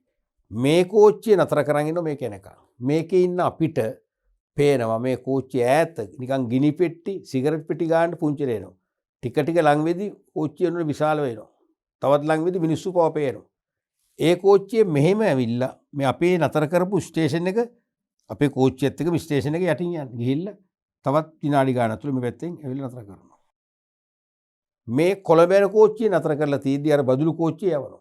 මොකද වෙන්නේ? එයත් මේ කෝච්චිය නවත්තලා තීද්දි බදුළු කෝච්චිය මෙහෙම ගිහිල්ලා මෙහෙම ගිහලා ස්ටේෂන් එක යටින් අපේ මේ දැන් තියෙන කොළඹ යන කෝච්චිය යටින් ගිහිල්ලා මේ වගේ ඈතට යනවා. ඒ කොළඹ යන්න ඉන්න කෝච්චි මගීන්ට ඔය යන දර්ශනය දකින්න. ඒ කියන්නේ සෑම දෙයන්සේම මගීන්ට මේ සුන්දර දර්ශනය දකින්න පුළුවන්. තේරුණාද? මේක කවුද කළේ? අපේ කම්කරුවෝ. එයාට ඉංග්‍රීසි භාෂාව බෑ. එයා ලණුවක් කරන් පෙන්නන මේ වගේ දැම්මොත් හරි කියලා. අනිවාර්යෙන් පහල ඒ කියන්නේ ඉංජිනේරුවන්ට සුදු ජාතික ඉංජිනේරුවන්ට පවා නොතිබුණු දැනුමක් එහෙනම් සේවකයාගෙන් ලැබුණ එක ලොකු සේවයක් වුණා. එහෙම නොවන්නට එදා එනද බදුල්ල දුම්රිය මාර්ගයක් නෙවෙයි හාලියල දුම්රිය මාර්ගය කියලා තමයි කියන්න වෙන්නේ. ඒ වගේ මේ සේවකයන් තුල වඩා හොඳ හැකියාවන් තියෙනවා. කුසලතා තියෙනවා. සැඟවුණු කුසලතා තියෙනවා. ඒව එළියට අරගෙන ඒවෙන් වැඩක් ගන්න පුළුවන්. තේරුණාද? එහෙනම් සේවක අදහස් සහ දැනුම තුලින් හොඳ තීරණ ගන්න පුළුවන් කිව්වේ ඒකයි. සේවක අදහස් සහ දැනුම. මොකද හැම සේවකයෙක් තුළම එක් සේවකයා තුළ අසමාන වූ දැනුමක් අසමාන වූ ඉතා ඵලදායී අදහස් තියෙන්න පුළුවන්. ඒ නිසා වඩා හොඳම තීන්දුවට ලැබෙන්න පුළුවන්. ඊළඟට තීරණ ක්‍රියාත්මක කිරීමට පහසු වීම. ඒක තේරෙනවද? දැන් ගොඩක් ආයතන තියෙන පහළ මට්ටම් වල සේවකයන් කළමනාකරන තීරණ ගැනීමට සම්බන්ධ කරගන්නේ නැහැ. ඒගොල්ලෝ හුදකලා වෙලා. එහෙනම් ඉහළ කළමනාකරණයෙන් ගන්න තීරණේ ක්‍රියාත්මක වෙන්නේ පහළ මට්ටම් වල සේවකයන්ගෙන් කළමනාකරුවන්ගෙන්. දැන් ඒ අපේ අදහස් විමසන්නේ නැතුව අපිට කිසිම වටිනාකමක් දෙන්නේ නැතුව තේරෙනවද? ඉහළ කළමනාකරුවන් සම්පූර්ණ තීරණ ගන්නේ ඒ තීරණ ක්‍රියාත්මක කරන්න කියලා එව්වම යටින් නැහැ ක්‍රියාත්මක කරන්නේ. නැත්නම් ක්‍රියාත්මක කරව ගන්න ඒගොල්ලන්ට වඳින්න ඕන. ඉල්ලීම් කරන්න වෙනවා. තේරෙනවද? ඒ නිසා තමයි මේ කියන්නේ තීරණ ක්‍රියාත්මක කිරීම පහසු වෙනවා කියන්නේ මේගොල්ලොත් කළමනාකරන තීරණ වලට දායක කරගත්තම මොකද වෙන්නේ? අනිවාර්යයෙන්ම ඒ තීරණ අපේ තීරණ කියලා හැඟීමක් තියෙන ඒ තීරණ ක්‍රියාත්මක කරන්න පසුබට වෙන්නේ නැහැ. මග හරින්නේ නැහැ. ඊළඟ එක තමයි සේවකයන් තුළ කළමනාකරන කුසලතා වර්ධනය වීම. දැන් මෙහෙම යනකොට සේවකයන් නිකම්ම නිකන් සේවකයෝ නෙවෙයි. කළමනාකරන කුසලතා වර්ධනය වූ සේවකයන් බවට පත් වෙනවා. ඒ කියන්නේ ඒ සේවකයන්ටත් මතු අනාගතේ තමන්ගේ පළපුරුද්දත් එක්ක ඉහළ කළමනාකරන තනතුරක වේකන්සි එකක් ඇති වුණොත් තමන්ට ඒ තනතුරට පත් වෙන්න තමන් සුදුසුකමක් ලබා ගන්නව වෙනවා. ඊළඟට සේවකයාගේ කැපවීම හා තෘප්තිමත් භාවය වැඩි වීමට ඉහළ යාම. අනිවාර්යෙන් මේ නිසා සේවකයා ඉතා ඕනෑකමින් අභිප්‍රේරණලා වැඩ කරනවා. තේරෙනවද? සේවකයාගේ කැපවීම වැඩි වෙනවා, තෘප්තිමත් භාවය ඉහළ යනවා. එහෙම වුණාම කාර්මික ගැටුම් ඇති කරගන්නේ, කාර්මික ආරවුල් ඇති කරගන්නේ, කාර්මික සාමය උදා වෙනවා. ඔන්න වගේ වාසි කීපයක්ම ලියන්න පුළුවන්. මේකට ලකුණු එක බැගින් කරුණු තුනට ලකුණු 3යි. අද නම් අනිවාර්යයෙන්ම 4ක් ලියන්න ඕනේ මේකට. 4ක් ලියන්න ඕනේ. තේරෙනවද? අපි බලමු ඊළඟ ප්‍රශ්නය. එම අවුරුද්දේම 4 වෙනි ප්‍රශ්නේ රෝම ඉලක්කම් 3 වශයෙන් අහපු ප්‍රශ්නේ. කාර්ය මණ්ඩල පුහුණු කිරීම ආයතනයකට වැදගත් වීමට හේතු තුනක් පැහැදිලි කරන්න. කාර්ය මණ්ඩල පුහුණු කිරීම ආයතනයකට වැදගත් වීමට හේතු තුනක්. පුහුණු කරන්න ඕනේ. තේරුණාද? සේවකෙන්ට කලින් කාලේ පුහුණුවක් දෙන්න ඕනේ. මොනවද වාසි? ව්‍යාපාර ලැබෙන වාසි. පළවෙනි එක තමයි ඵලදායකත්වයේ නන්වාලිය හැකි වේ. පුහුණු කරාම සේවකයෝ පෙරට වඩා හොඳින් වැඩ කරන්න දැනීමක් ලබනවා. ඉගෙනීමක් ලබනවා. තමන්ගේ අතින් සිදුවෙච්ච දුර්වලතාවද එකින් එක මගහරින්න පුළුවන්කම ලැබෙනවා. තේරුණාද? ඒ නිසා සේවකයෝ සම්පත් නාස්ති නිවැරදිව වැඩ කිරීමෙන් සම්පත් නාස්ති නොකර අඩුම සම්පත් අඩුම යෙදුම් ප්‍රමාණයකින් වැඩිම නිමියුම් ප්‍රමාණයක් ලබා ගන්න පුළුවන්කම ලැබෙනවා. ඒක තමයි ඵලදායකත්ව නංවාලීමට හැකියවීම කියන්නේ. අනිත් එක සේවක ආරක්ෂා තහවුරු වෙනවා. දැන් සේවක මණ්ඩල පුහුණු කරාම සේවකයෝ දන්නවා ඊටාම සුරක්ෂිත ලෙස අවියාවුද මෙවලම් හසුරුවන්න. පුහුණුවක් නැත්තම් අපි නොදැනුවත්ව තමයි ඒ ආයුධ නැත්තම් මෙවලම් හසුරුවන්නේ. ඒ නිසා අපේ ශරීර අංග හිමිවීම, ශරීර තුවාල ඇතිවීම වගේ ප්‍රශ්න ඇති වෙන්න පුළුවන්. දැන් මේක එහෙම වෙන්නේ නැහැ. සේවකයන්ගේ ආරක්ෂා තහවුරු වෙනවා. අනික සේවක අභිප්‍රේරණය ඇති වේ. සේවකෝ සොකීය කැමැත්තෙන් වැඩට පෙළඹෙනවාමයි. ඇයි හේතුව? පුහුණු කරන් පස්සේ සේවකයන් ඉන්න බෑ. සේවකයා දැන් ඕනේ තමන් ඉගෙනගත්ත දැනුමෙන් වැඩ පෙන්වන්න කාටද? සේවා යෝජකයන්. ඒ නිසා අනිවාර්යයෙන්ම කැමැත්තෙන් වැඩ කරනවා. ඊළඟට නව තාක්ෂණය හා ශිල්ප ක්‍රම ආයතනයට හඳුන්වා දී හැකි වේ. දැන් තාක්ෂණ පරිසරයේ වේගෙන් අලුත් වෙනවනේ.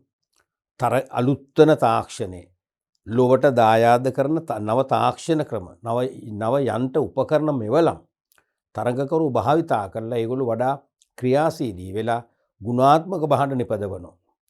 නිපදවන ප්‍රමාණය වැඩි කරලා ඒකකයක පිරිවැඩු කරගන්නවා. ඒ තුලින් අඩු මිලට භාණ්ඩ සපයලා වෙළඳපොළ දිනා ගන්න ප්‍රවණතාවයක් පවතිනවා. එහෙමනම් අපිටත් සිදු වෙනවා ඒ නව තාක්ෂණය හා ශිල්ප ක්‍රම ආදේශ කරගන්න.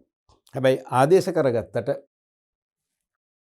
සේවකයින්ට නව තාක්ෂණික උපකරණ සහ මෙවලම් පරිහරණය කරන්න අවබෝධයක් නැත්තම් තේරුමක් නැහෙනි.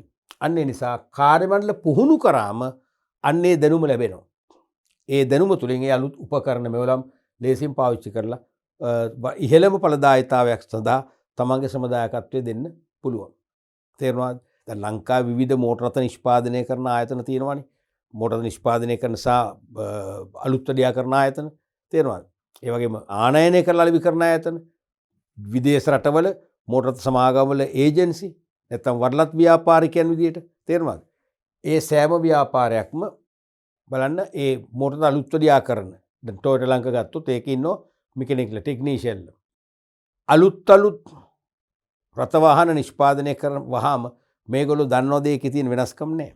මේගොල්ලෝ ඒ රටේ මව් ආයතනට ගෙන්නගෙන පුහුණුවක් දෙනවා. හැම අවුරුද්ද පතාම ඒ වගේ යම් පිරිසක් යනවා. ඒ නිසා ඒගොල්ලෝ දන්නවා. දැන් අපි ඒකනේ කියන්නේ වාහනේ ගරජ් එක දාලා හදලා හරියට නැත්නම් කෙලිම කම්පැනි දාන්න කියන්නේ ඒකනේ. කම්පැනි දාන්න කියන්නේ ඒකයි විශ්වාසයේ කම්පැනියෙන් ඒ අදාළ විදේශ මව් ආයතනට ඇවල පුහුණුවක් ලබා ගන්න. ඒ නිසා ඒ උපකරණ මෙවලම් නිවැරදිව පරිහරණය කරන්නේ ආරම්භක දවසේ ඉඳන් පුළුවන්. මේව ගත්තන් පස්සේ වෙනම පුහුණුවක් ඕනේ නැහැ. තේරුණාද? ඊළඟට සේවක කුසලතා සංවර්ධනය වෙනවා.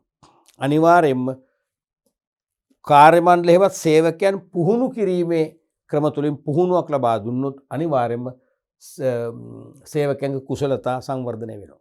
සෑම සේවකයෙකුට එක එක අංශවලින් මොනවා හෝ කුසලතාවයක් තියෙනවා. ඒ කුසලතාවය තවත් වැඩි දියුණු කරගන්න, මොහත් කරගන්න පුළුවන්කම ලැබෙනවා පුහුණුව මගින්.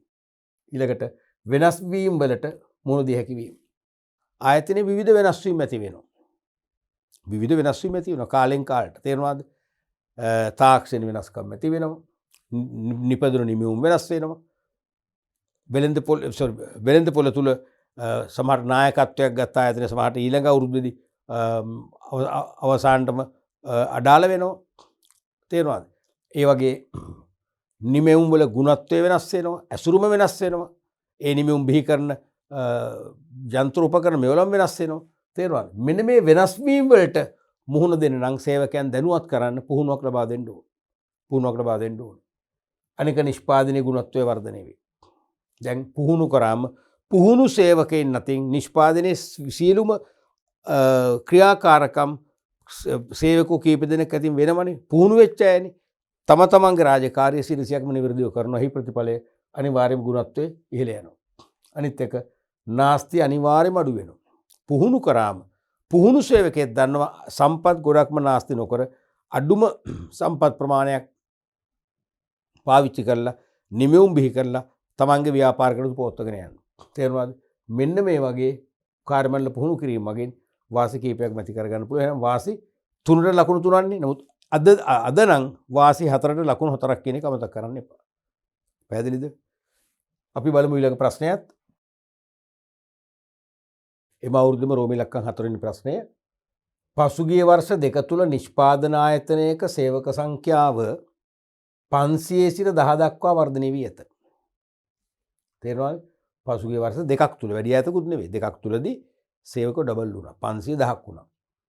මේ නිසා පැන නැගිය හැකි කළමනාකාරීත්ව ගැටලු පැහැදිලි කරන්න. කරුණු 3ක් ඉල්ලනවා, ලකුණු 3ක් දෙන්න. නමුත් අද නම් කරුණු 4ක්ම ඕනේ, ලකුණු 4ක් ඉල්ලු ඔළුවේ තියාගන්න. එහෙනම් සේවකෝ දෙගුණයක් වුණා. පළවෙනි කළමනාකරන ගැටලුව මොකද්ද? පරිපාලන හා සුපරීක්ෂණ වියදම් වැඩි වෙනවා. ඇයි? එතකොට සේවකෝ දෙගුණයක් වුණාම තව අලුතෙන් අංශ ඇති වෙයි. අංශභාර කළමනාකරු උපත් කරගන්න වෙයි. සහකාර කළමනාකරුවන් කීප දෙනෙක් පත් කරගන්න වෙයි. තේරෙනවද? මොකද වෙන්නේ? කළමනාකරුවන්ට ඉහළ වැටුප් සහ දීමනා ගමන් වෙනවා. එහෙනම් අනිවාර්යයෙන්ම මොකද වෙන්නේ? ඒ කළමනාකරුවන් සම්බන්ධ දරන පරිපාලන වියදම ඉහළ යනවා. අනික සුපරීක්ෂකව වැඩි කරගන්න වෙනවාමයි. සුපර්වයිසර්ස්ලා දැන් හිටියේ 3 දෙනයි. නැත්තම් 5 දෙනයි කියන්නකෝ. දැන් 10ක් 12ක් ගන්න වෙනවා. එහෙනම් සුපරීක්ෂණ පිරිවෙත් ඉහළ යනවා. ඒකත් ගැටලුවක්. ඊළඟට පොදු කාර්ය පිරිවේ වැඩි වෙනවා. පොදු කාර්ය පිරිවේ කියන්නේ අපි තුමා ආයතනයේ දැන් විදුලි වියදම. සේවකයෝ දැන් 500ක් නේ 1000ක් රෙස්ට් රූම් 3ක් පාවිච්චි කරනවා. කොයි වෙලෙත් ඒගොල්ලෝ යම් පිරිසක් ඒ රෙස්ට් රූම් එකට රැඳෙනවා.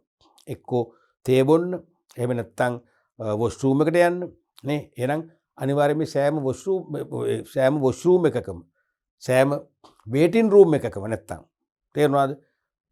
ෆෑන් විදුලි පංකා ක්‍රියාත්මකයි. විදුලි පහන් දැල් වෙනවා. එතකොට ඒවට යන වියදම, ඒ විදුලි වියදම එක් සේවකයෙකුට මෙච්චරයි කියලා හරියටම කියන්න බෑනේ පොදු කාර්ය පිරිවේ. ඒ වෙති අනිවාර්යයෙන්ම ඉහළ යනවා. ඊළඟට පාලන අවකාශය නැත්තම් විතස්තිය පුළුල් වෙනවා. මොකද්ද පාලන අවකාශය කියන්නේ? ස්පෑන් ඔෆ් කන්ට්‍රෝල් කියන්නේ එක් කළමනාකරුවෙකුගේ අධීක්ෂණයට හා පාලනයට භාජනය වන සහකරු පිරිස, සේවකු පිරිස. පාලන අවකාශය. ඒතර මේ පාලන අවකාශය පුළුල් වෙනවා. දැන් වෙනද එක කළමනාකරුවෙකුට සේවකෝ 10 දෙනෙක් වගේ පාලනය කරන්න ලැබුණා. දැන් එක් කළමනාකරුවෙකුට සේවකෝ 50ක් 75ක් 100ක් වෙන ලෝඩ් එක වැඩි පුළුල් වෙනවා. ඒකත් අවාසි වෙනවා එතකොටනේ. මතකනේ පුළුල් පාලන අවකාශයක අවාසි සේවකයන් සුපරීක්ෂණය අපහසු වෙනවා. තේරුණාද? සේවකයන් සුපරීක්ෂණය අපහසු වෙනවා. ඒ නිසා සේවකීන්ගේ ඵලදායීතාවය පහළ යනවා. තේරුණාද? අනික් අතට සේවකයෝ සංඛ්‍යාව වැඩි වෙනකොට sannivedanayත් අපහසු වෙනවා. ඇයි? එතකොට වෙන්නේ සේවකයෝ විශාල පිරිසකට නිවැරදිවම අපට එකවර පණිවිඩය ලබා දෙන්නේ කොහොමද කියලා ගැටලු මතුවෙනවා. ඒ වගේ ප්‍රශ්න ගොඩක් ඇති වෙනවා මේකේ. අනිත් එක තමයි සමායෝජනය අපහසු වෙනවා. සමායෝජනය ඒ කියන්නේ මොකද්ද? ආයතනයක සියලුම අංශ සියලුම සේවකයින් ඉලක්ක ළඟා කර ගැනීම දෙසට යොමු කරවීමනේ සමායෝජනය කියන්නේ. ඒක ටිකක් නෙවෙයි ගොඩක්ම සංකීර්ණ වෙනවා. මොකද ටික දෙනෙක් ඉලක්ක දෙසට යොමු කරන එක ලේසි. 1000ක් වගේ ප්‍රමාණයක් සංකීර්ණයි. සමායෝජන අනිවාර්යයෙන්ම අපහසු වෙනවා. ඊළඟට sannivedana අපහසු වෙනවා.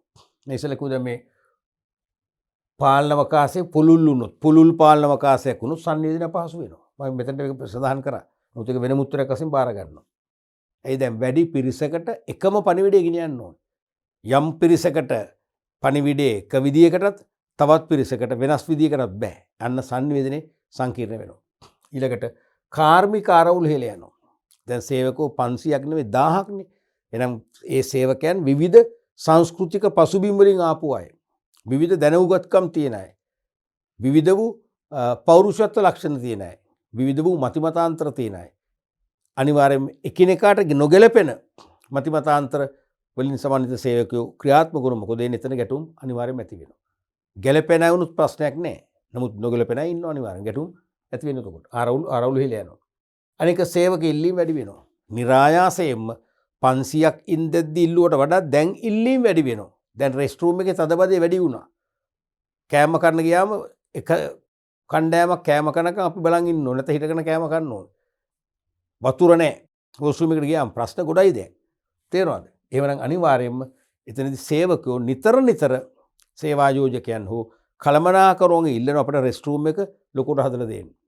හරියට වතුර ටික එවන්න. ඊළඟට දැනට තියෙන වොෂ්රූම් දෙක මදි. අනිවාර්යයෙන්ම තව වොෂ්රූම් 5ක් 6ක් අපිට හදලා දෙන්න. තේරුණාද? අන්න ඒ වගේ සේවක ඉල්ලීම් නිතර ඉහළ යන නිසා. අනිත් එක තමයි සුබ සාධන වියදම් පව වැඩි වෙනවා. දැන් අපි තුමු සේවකයෙක්ගේ පවුලේ අම්මා තාත්තේ වගේ මරණයක් වුණොත් එහෙම ලක්ෂයක් මරණාධාරයක් දෙනවා ආයතනය ගන්න. එහෙම පොලිසියක ප්‍රතිපත්තියක් තියෙනවා කියලා. දැන් කලින් දුන්නේ 500කනේ දැන් 1000කටම දෙනවා. අන්න සුබ සාධන වියදම් වැඩි වෙනවා. ඒ වගේම කිසියම් සේවකයෙක්ගේ නිවසේ මගුල් උත්සවයක් නැත්නම් අවමගුලක් තිබුණොත් ආහාර පාන සපයන එක ආයතනෙන් බාර ගන්නවා. දැන් සේවකයෝ 1000ක් වෙනුවෙ කරන්න ඕනේ. එහෙනම් අනිවාර්යයෙන්ම සුබ සාධන වියදම් ඉහළ යනවා. ඔය වගේ ගැටලු ගොඩක් තියෙනවා සේවකයෝ ඉතින් ඉන්න ප්‍රමාණය දෙගුණුනාම. තේරෙනවනේ? රයිට්. අපි ඊළඟ ප්‍රශ්නෙත් බලමු. පස්වෙනි ප්‍රශ්නේ රෝබිලක්කම්. ඉදිරි වර්ෂයේ සඳහා මිනිස් බල අවශ්‍යතාව සැලසුම් කිරීමේදී කළමනාකරුවන් විසින් සැලකිල්ලට ගත යුතු සාධක 6ක් සඳහන් කරන්න. ඉදිරි වර්ෂයේ සඳහා මිනිස් බල අවශ්‍යතාවය.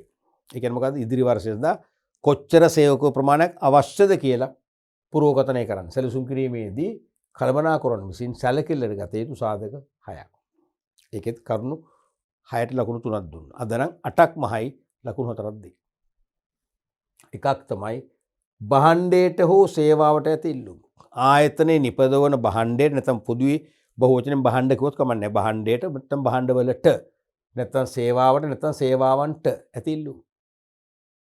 ඒ නිපදවන භාණ්ඩ හා සේවා සඳහා ඇති ඉල්ලුම ඉහළ යන ප්‍රවණතාවක් නම් දකින්නේ. මොකද වෙන්නේ? සේවකව අපට වැඩියෙන් බඳව ගන්න වෙන්න පුළුවන්. එහෙනම් නව බඳවා ගැනීම නිර්දේශ කරන්න පුළුවන්. භාණ්ඩ සේවාවට තිබෙන ඉල්ලුම ස්ථාවර මට්ටමක තියෙනවා කියලා හිතනවා නම් මේ යන විදිහටම යන්න පුළුවන්. නව බඳවා ගැනීම අවශ්‍ය නැහැ. දෙවෙනි එක තමයි ආයතනයේ නිෂ්පාදන මිශ්‍රය. ප්‍රොඩක්ට් මික්ස් එක. ආයතනයේ මොන වගේ නිෂ්පාදන මිශ්‍රයක්ද හදන්නේ? තේරෙනවද? ඒකේ ඒ කියන්නේ ආයතනයේ නිෂ්පාදනය කරලා වෙළඳ පොළට අලෙවි කරන හඳුන්වා දෙන භාණ්ඩ වර්ග තමයි මිශ්‍රයක් කියන්නේ. ඒ මිශ්‍රය සමහරට මොකද වෙන්නේ? ඒ මිශ්‍රය විවිධාංගීකරණය වූ එකක් නම්. ඒ කියන්නේ මේ භාණ්ඩ මිශ්‍රය සමහර ඒවා චොක්ලට්, සමහර ඒවා යකඩ භාණ්ඩ, සමහර ඒවා ස්පෙයා පාර්ට්ස්, සමහර ඒවා ලිපිඩව්‍ය, සමහර ඒවා රෙදිපිලි. එහෙම හිතන්නකෝ. එහෙමුණුත් එක සංකීර්ණයි. එක එක ශ්‍රේෂ්ඨවල නිෂ්පාදිත තමයි නිපදවන්නේ. එහෙනම් ඒ සඳහා අනිවාර්යයෙන්ම වෙනස් වූ දැනුම සහ පළපුරුද්ද තියෙන සේවකව අවශ්‍ය වෙනවා. තේරෙනවද? එහෙනම් එවැනි අසමාන දැනුමක් තියෙන අසමාන පළපුරුද්දක් තියෙන සේවකයන් බඳව ගැනීමට අනිවාර්යයෙන් ක්‍රියාත්මක වෙන්න වෙනවා. අපි ඒ නිසා ඒකත් මෙතනදී සැලකිලිට ගන්නට ඕනේ.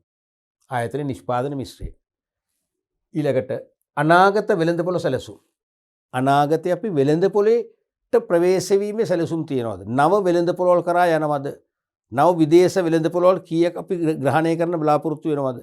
ආසියාතික වෙළඳපොළද යුරෝපීය වෙළඳපොළද අපි විශේෂයෙන්ම අවධාරණය කරන්නේ. අන්න ඒ වගේ අනාගත වෙළඳපොළ සැලසුම් ගැන අවධානය යොමු කරන්න ඕනේ. මොකද අපි ඈත රටවලට අපි බ්‍රාන්චස් අරගෙන ගිහිල්ලා භාණ්ඩ අපනයනය කළ අලෙවිකරණ අපේක්ෂා කරනවා. ඒ රටවලටත් ගැලපෙන ලෙස. ජපාන් නම් ජපන් භාෂාව පුළුවන් අය, ජර්මන් නම් ජර්මන් භාෂාව පුළුවන් අයට මොකද රැකිය අවස්ථා උදා වෙනවා. තේරුණාද? ඒ නිසා අනිවාර්යයෙන් මේ අනාගත වෙළඳපොළ සැලසුම් ගැන අපි අනිවාර්යයෙන්ම අවධානය යොමු කරන්න ඕනේ. මොකද ඒකට මැච් වෙන්න ශ්‍රමිකයෝ ඉන්නවද? නැත්නම් අලුතෙන් බඳවගත යුතුද කියලා පුරෝගතනය කරන්න ඕනේ. ඊළඟට සංවිධාන ව්‍යුහය. අනිවාර්යයෙන්ම ආයතනයේ සංවිධාන ව්‍යුහය. ඒ කියන්නේ කාර්යභාරය වගකීම් එක් තනතුරු අතර බෙදී ගොස් ඇති ආකාරය, බෙදා දී ඇති ආකාරය පිළිබඳ සැකල්ල තමයි සංවිධාන ව්‍යුහය කියන්නේ. ඒ ගැනත් හිතන්නට ඕනේ. මිනිස් බව සැලසුමක් හදනකොට. මොකද දැන් සංවිධාන ව්‍යුහයෙන් හඳුන්වා දෙන නවක තනතුරු සඳහා පවා අපට සේවකයන් හොයාගන්න වෙනවා. ඊළඟට තාක්ෂණික වෙනස් වීම. තාක්ෂණික වෙනස් වීම නිරන්තරයෙන්ම වෙනවා. ඒ තාක්ෂණික වෙනස් වීම වලට සමගාමීව ඒ වෙනස් වන නව තාක්ෂණය භාවිතා කිරීමට හැකිවන ලෙස සේවකයන් අනිවාර්යයෙන්ම අපි පාවිච්චි කරන්න ඕනේ. තේරුණාද? එතකොට ඒ නව තාක්ෂණික වෙනස් වීම වලට අනුගත විය හැකි සේවකෝ ඉන්නවද? කොච්චරක් අලුතෙන් ඕනේද? එහෙමනම් ඒ අලුතෙන් ඉන්න ඕන ගාන 10ක් නම් දැන් ආයතන දෙන්නෙක් ඉන්නවා එහෙනම් 8ක්. 8ක් අලුතෙන් බදව ගන්න නිර්දේශ කරන්න පුළුවන්. ඊළඟට නව ව්‍යාපෘති. අපි ඉදිරි වර්ෂයේදී අලුත් ප්‍රොජෙක්ට්ස්, නිව් ව්‍යාපෘති, නිව් ප්‍රොජෙක්ට්ස්, නව ව්‍යාපෘති ක්‍රියාත්මක කරන්න සැලසුම් කරමින් ඉන්නවද? ඉන්නවනම් අනිවාර්යයෙන්ම ඒ සදා සේවකයන් පුහුණු කරගන්න වෙනවා. තේරුණාද? නැත්නම් ඒ ශේෂ්ත්‍රය සම්බන්ධයෙන් දැනුමක් අවබෝධයක් තියෙන සේවකෝ බාහිරින් පූර්ණකාලීන හෝ අර්ධකාලීන ෆුල් ටයිම් හෝ නැත්නම් හාෆ් ටයිම් තේරුණාද? පූර්ණකාලීන හෝ අර්ධකාලීනව වැඩ කරන්න අපිට පාවිච්චි කරන්න පුළුවන්කම ලැබෙනවා. නව ව්‍යාපෘති නැත්නම් මේ ඉන්න සේවකම ඇති. නව ව්‍යාපෘතියක් එනවනම් ඒක අපි තුමු ලබන අවුරුද්දට විතරයි තියෙන්නේ කියලා ස්ථිර සේවකෙත් ඕනේ නැහැ නේද? අනියම් සේවකයන්.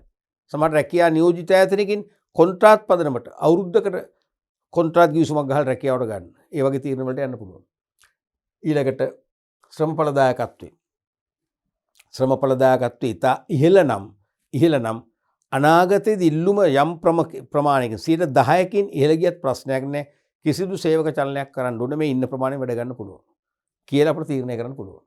ඊළඟට ඉවත් යන හා විශ්‍රාම යන සේවක සංඛ්‍යාව. ඉවත් යන්නේ කොච්චරද? නියමිත වයස සමාර වෙලා විශ්‍රාම යන්නේ කොච්චරද? මොකද ඒ අණුව ඊට ගැළපෙන ප්‍රමාණයක් එක්ක අභ්‍යන්තරින් බදව ගන්න ඕනේ, එක්ක බාහිරින් බදව ගන්න ඕනේ. මිනිස් බව සැලසුම් කරන එක නිශ්චිතවම සඳහන් කරන්නම ඕනේ. තේරුණාද? ඊළඟට දැනට පවතින ශ්‍රම අතිරික්තය හෝ ඌනතාවය. දැනට ආයතනයේ තියෙන්නේ ශ්‍රම ඌනතාවයක් හෝ අතිරික්තයක් නම්. ඒ කියන්නේ මතකනේ අපි ඔක පැහැදිලි කරා.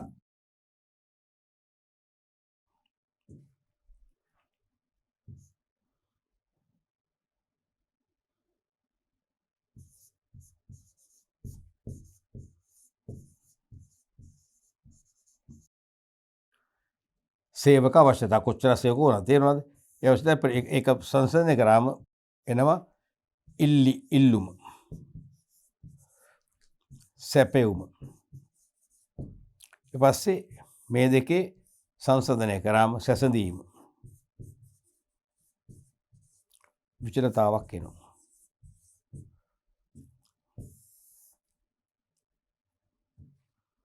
විචලතාව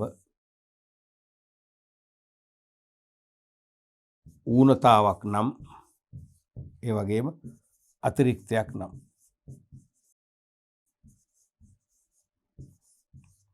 ඒකට උත්තර තියෙනවා මේකටත් උත්තර තියෙනවා. සේවක අවශ්‍යතා කොච්චර දිග තීරණය කරන් බලනවා. කොච්චර ඉල්ලුමක් තියෙනවද? අන්නේ සාධක අර උඩින් කියන සාධක සලකලා බලන්න. ඉල්ලුම සේවකෝ 700යි. කොච්චර සැපෙවුමත් දැන්ටමත් ඉන්නවද 500 එහෙනම් 200ක් 200ක විචලතාවයක් පෙන්වන්න කරනවා. සංසන්දනය කරාම 200ක විචලතාවයක්. ඒක මොකද අතිරික්තයක් 200ක් ඕනේ. නෑ. සේවකෝ 500ක් ඉන්නව කොච්චර සැපෙවුමක් තියෙනවද?